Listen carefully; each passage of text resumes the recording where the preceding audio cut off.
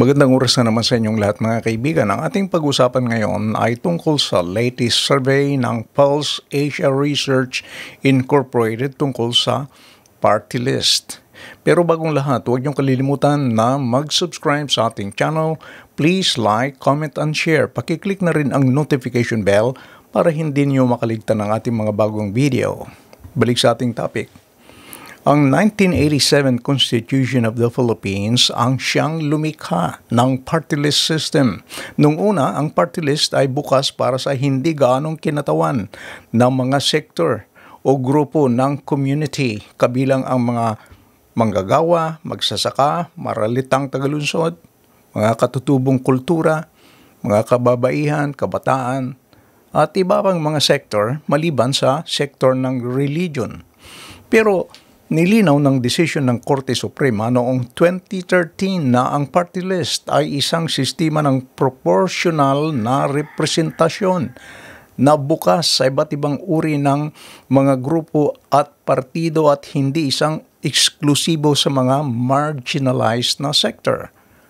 Noong March 3, 1995, ang Republic Act No. 7941 o ang Party List System Act ay nilagdaan bilang batas ni Pangulong Fidel B. Ramos. Itinakda ng batas na ang bawat partido na may 2% ng pambansang boto ay may karapatan ng isang upuan at isang karagdagang upuan para sa bawat 2% na boto pagkatapos nito hanggang ang isang partido, isang party list ay may 3 upuan. Nangangahulugan ng isang party list ay maaring 3 pwesto ang kinatawan kung ito ay makakuha ng lalampas sa 6% ng pambansang boto. Pero kahit na nakakuha ito ng 10% over 10%, 3 pa rin ang kanyang kinatawan dahil hanggang 3 lang ang pwedeng kinatawan ng isang party list. 63 lahat ang kinatawan ng party list sa ating Kongreso.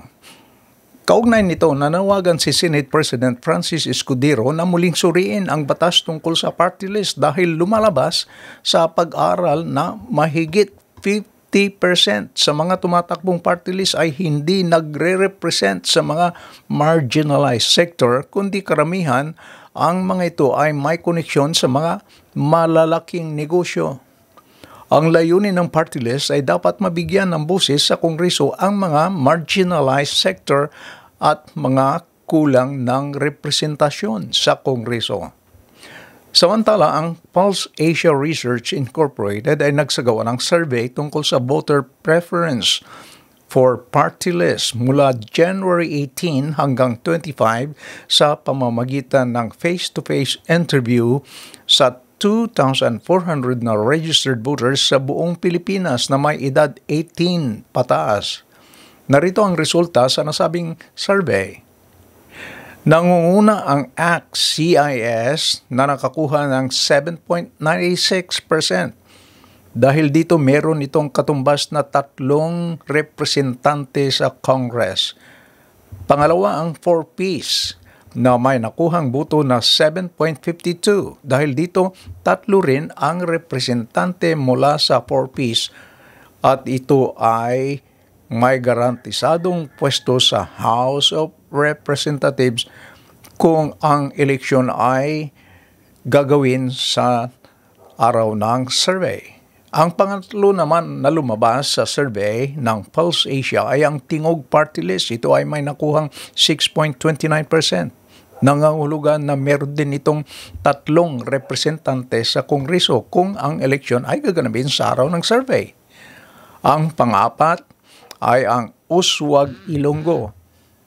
Ito ay nakakuha ng 4.83%. Panglima ang Senior Citizens na may nakuhang 4.44%. Sumunod naman ang Ako Bicol Party List na may nakuhang 3.32%. Sumunod naman ang PPP Party List. Ito ay may nakuhang 2.52%. 2 ang representante.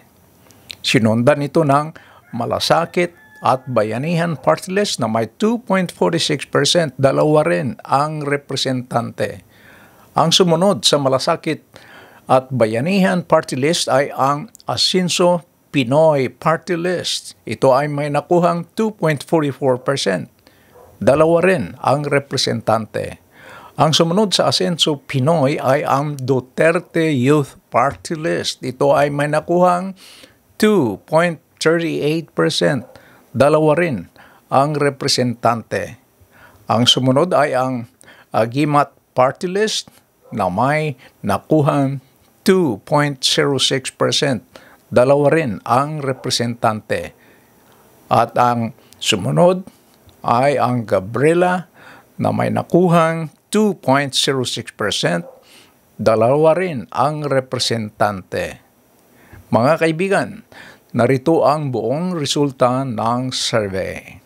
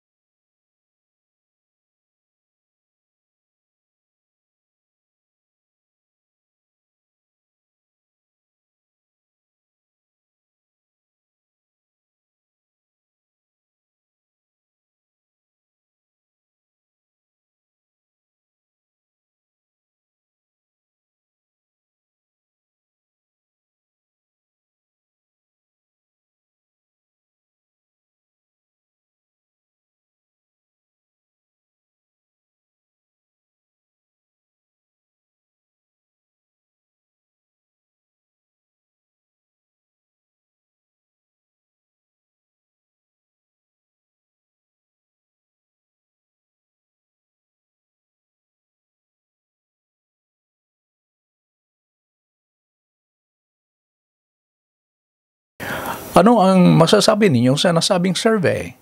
Meron ba kayong opinion? Please leave your comment. Hanggang sa muli, maraming salamat sa inyong panunood. Bye-bye!